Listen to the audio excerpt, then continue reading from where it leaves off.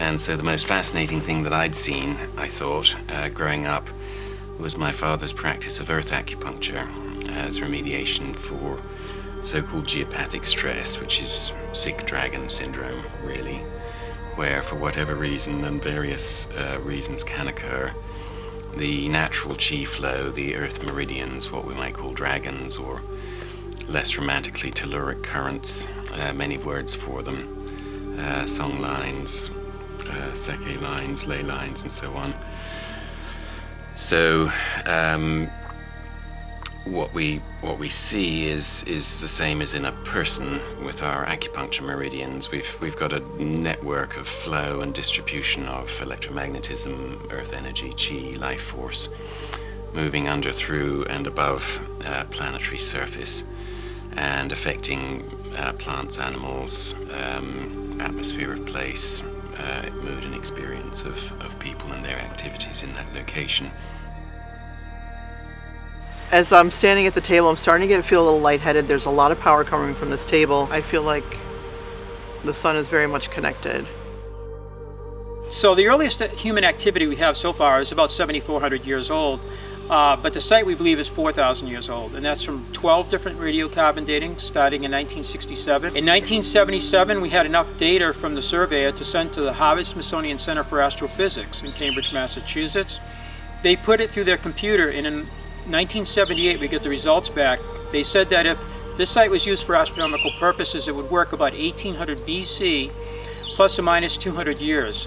And that agreed with the oldest carbon dating on the main site, which was 2000 BC. So we have a date of about 4,000 years. So we knew we had lunar and solar, but the stellar alignments, we just knew we had a true north alignment with Polaris today.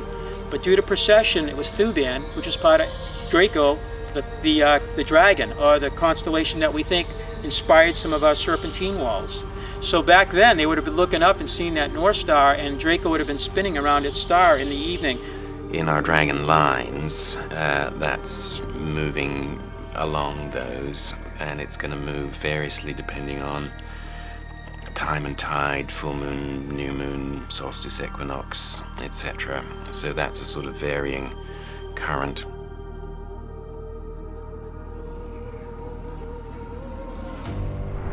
I'm also hearing fire site, so because my cards are different elements, and I'm hearing it's telling me it's a fire site. That's what it's telling me. Even though it's close to the water, you know, it's fire. There's 5 theories about who built the tower. The Vikings in 1150, the Templars in 1398, the Chinese in 1421, the Portuguese in 1501, and the first governor of Rhode Island calls this his stone-built windmill in the year 1677. Does it look like a windmill to you? I don't think so. Hey, my name's Jim Egan. I'm the curator of the Newport Tower Museum. I had this museum across the street from the tower for the last 10 years, and I've been studying the tower for 40 years. I've written 20 books on the tower. So the professor's given a lecture one time to the New England Antiquities Research Association. We're a group of people in New England who study lithic structures, stone chambers, stone walls all around. And he said that that interior room probably acted like a camera obscura solar disk calendar room. What's that? Well, I'm going to show you what a camera obscura is. So, camera obscura means it means a dark room. In a dark room with one small hole, the image of what's outside appears on the interior. So here's the aperture that we're going to use, and I've darkened the entire room.